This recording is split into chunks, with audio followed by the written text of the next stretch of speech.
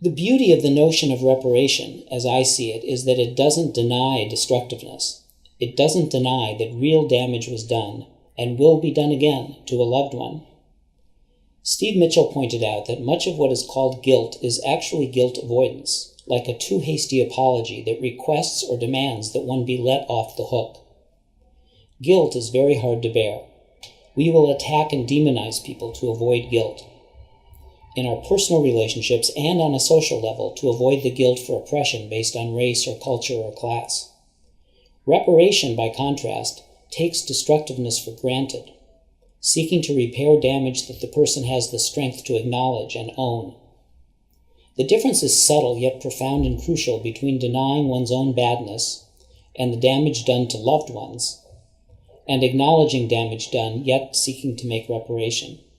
The root of the word, shared with repair, is somewhat misleading. Repair fixes damage. Reparation doesn't undo damage, as repair fixes your washing machine or car. Reparation adds goodness and love to destruction and damage. Neither undoes the other.